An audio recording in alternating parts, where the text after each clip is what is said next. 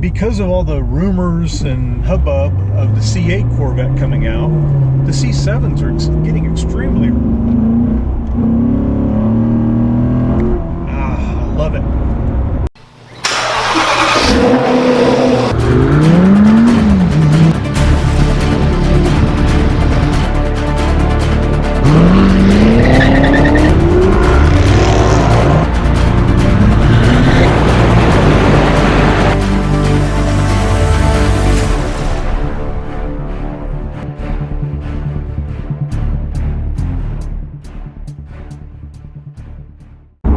Hey, Kurt Curtis coming at you from the Full Octane Garage, and today's topic is going to be, is this the time to buy a C7 Corvette? Have they bottomed out, and is this the bottom of the value chain? And I personally believe the answer is yes, and I've had a C7 Corvette since they first came out in 2014, of which is what I'm driving in right now. The C7 Corvette it's just so far advanced in technology compared to past generation Corvettes.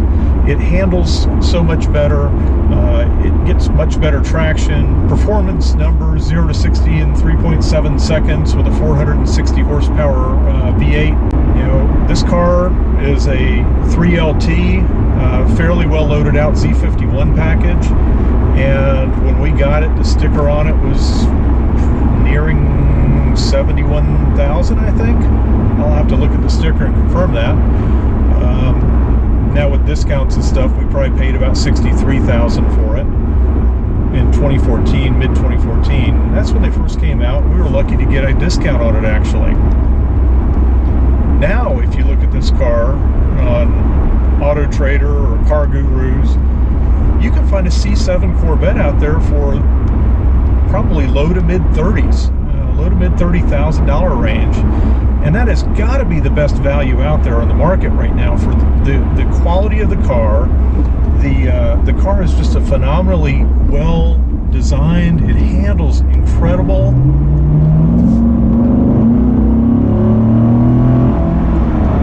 Have they dropped to the bottom, and is it the best value out there for the money?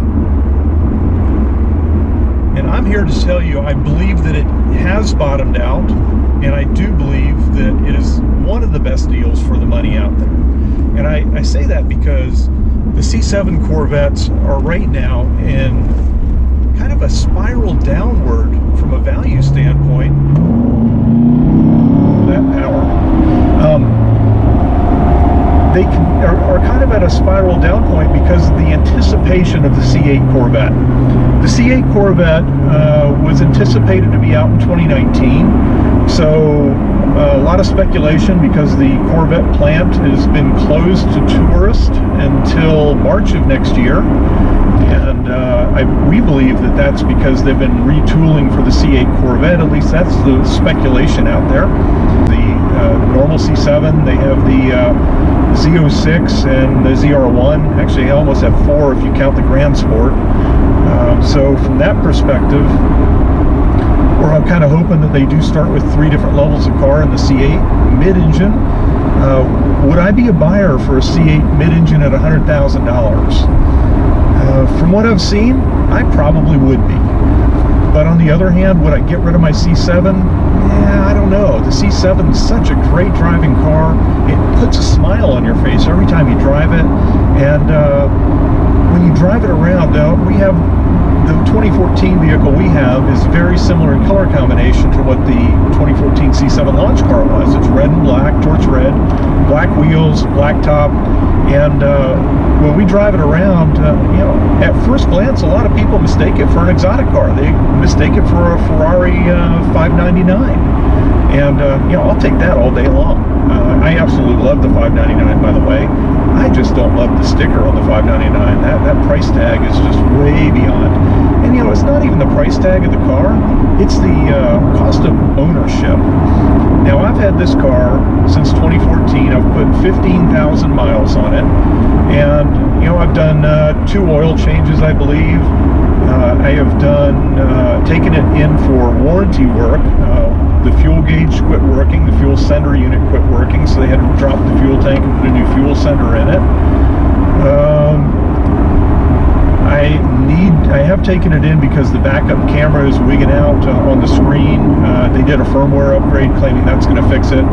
That did not fix it, so it will be going back for that repair. But other than that, the car's been rock solid. It handles well, it performs phenomenally. I just can't say enough about the car.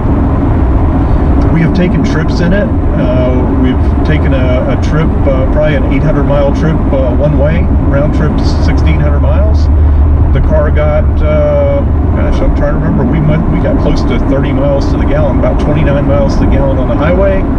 And around town, we're pretty consistently seeing 17, 18 miles to the gallon, and I have a very heavy foot. I love 0 to 40, I love 0 to 60, and as long as I can get the cars in front of me to get out of my way, I'm there as fast as I can possibly get. So this car has 2 speeds, it's super fast and stopped, and I love it. Would I change anything in this car? My gosh, they did such a good job. I don't have a whole lot of negative things to say about the car. The seats are very comfortable. I am 6'1". I have plenty of room. I am wearing a hat. I'm not touching the ceiling. Not touching the roof panel, I'll call it. The gauge layout's very nice. The instrumentation is good. I would say my only disappointment in this car is the infotainment radio system. The touch panel is, you have to be touching the panel very aggressively for it to recognize your finger. I'll say much more aggressively. I'm used to dealing on an iPad or a cell phone where you can just really run your fingers over it, and it fits very nice and changes. The radio is not as friendly. The GPS is not as friendly to use. I find myself using Waze on the phone way more often than I do the GPS in the car. I do wish that I could project my Waze from my cell phone on my Android to the screen of the car. I think that would be much more useful than the map in the car. I haven't taken the time to learn any of the speech recognition stuff in the car, so I don't know what voice commands to give the car. I probably should spend a little time. I might be a little happier with it. But to be honest, I've driven in other cars that the speech recognition and speech commands are a lot more simple and a lot more effective. So that would be my major negative, is the radio and infotainment system. The radio sounds fantastic. The radio will connect to my Bluetooth and let me play Amazon Prime Music. It'll let me play podcasts, and it can do that via wired or wireless. And you know, it comes with GPS. It comes with heads-up display. You know, fully appointed. Now, this being a 3LT has a really nice upgraded interior in it. It has the, I guess, Napa leather seats. It also has the colored two-tone interior, which goes into the dashboard. So part of my dashboard is actually red, which is a nice touch. So from that standpoint, you know, it's 460 horsepower in a car that weighs 3,400 pounds probably. The whole chassis in this vehicle is now aluminum in the C7, so you're not going to get any rust situations with them. The whole vehicle pretty much is aluminum, carbon fiber, and some composite materials.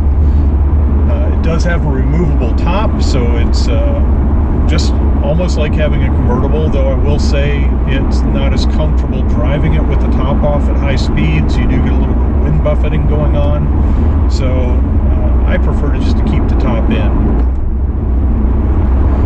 It has full memory seating, it has heads-up display, it has, I call it the his and hers driver and passenger air conditioning and heating controls. It has heated seats, it has ventilated seats. The heated seats work fair, the ventilated seats work extremely well on hot days, so I would highly recommend using those. It has a neat little hidden compartment or a little screen button that you can actually hide some stuff behind the stereo screen. I have a 6-speed automatic transmission in this version. Next year, 2015, they came out with an 8-speed, which is it its share of little problems.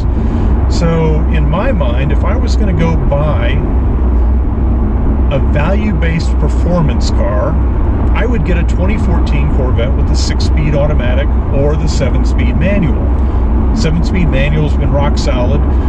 2014 Corvette is the first year they came out. Not a whole lot has changed since. I would recommend looking for one with a Z51 package. It really doesn't matter if you're looking for the driving experience, to whether you have a 1LT, a 2LT, or a 3LT. That's really interior appointments. I happen to have a 3LT, and I like the interior appointments, so I'm a little spoiled. So if you can stretch the extra money and look for a 3LT, Z51, that would be the car I would recommend buying. If you had to give up the 3LT for a 1 or a 2LT and focus on the Z51 package, which has bigger brakes, a little better cooling, it has the rear spoiler, which is a nice appointment, that's the car I would recommend getting. So I would say, if you look on the Auto Trader or Car Gurus, you're probably going to find some 2014 Corvettes, maybe with a few extra miles, in the low to mid 30s. Low to mid 30K is incredible for a car that performs like this. You will not find a car out there that performs as well as this, is as reliable and rock solid as this car is, for $35,000 any place. I mean, that's the price of a new Miata. Actually, it's less than the price of a new Miata, and you get a phenomenal car. Now, this car is a 2014, and I just turned 15,000 miles on it, so when I'm rotating through the number of cars that we own, this one doesn't get as much use as it probably should. Every time I get in it, it puts a smile on my face. The performance is just unbelievable.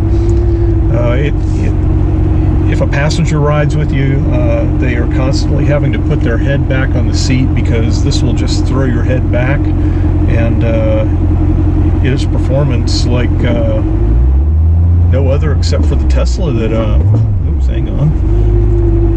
The Tesla actually is a little better performance than this vehicle, but it's electric. This is burning old octane.